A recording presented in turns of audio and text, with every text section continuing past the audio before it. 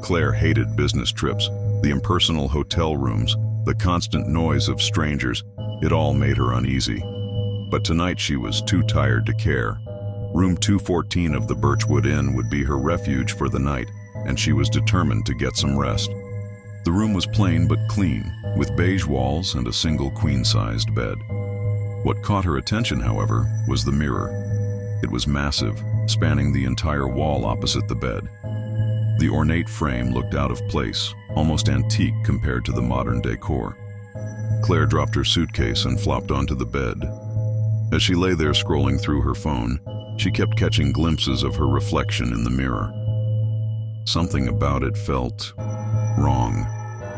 It wasn't the usual discomfort of seeing herself at an unflattering angle. It was deeper, like the reflection wasn't quite her. She tried to shake it off.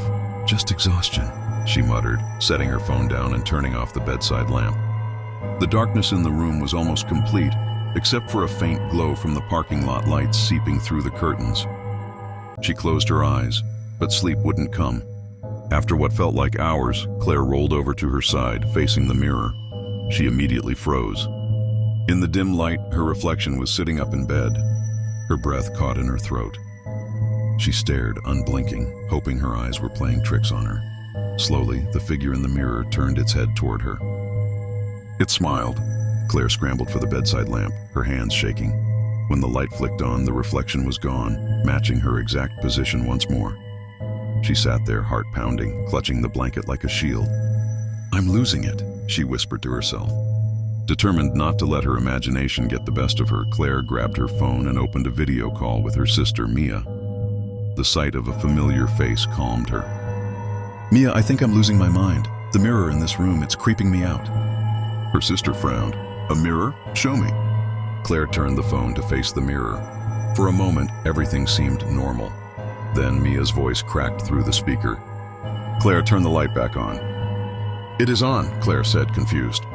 "No, it's not," Mia whispered, her voice trembling. "The room in the mirror is dark." Claire's blood ran cold. Slowly, she turned the phone back toward herself. Behind her, in the mirror's reflection, the room was pitch black, and there was someone standing at the foot of her bed. A woman, pale and gaunt, with long black hair that clung to her face as if she had been submerged in water. Her head tilted unnaturally as she stared at Claire with hollow eyes.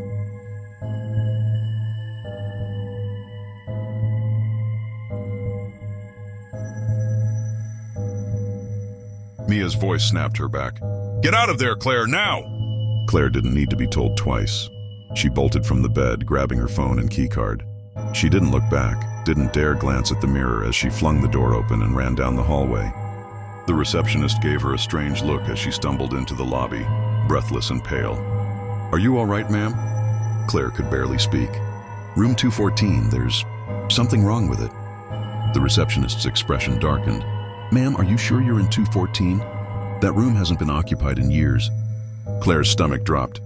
"What? I checked in tonight. I have the key." Claire whipped around, but the room was empty.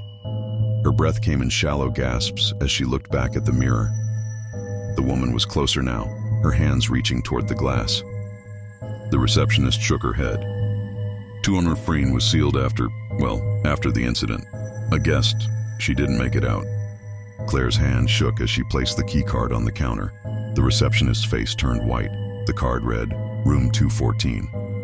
When Claire turned to point down the hallway, the door to room 214 was wide open. Inside, the mirror glowed faintly, and Claire could swear she saw herself standing there, smiling back.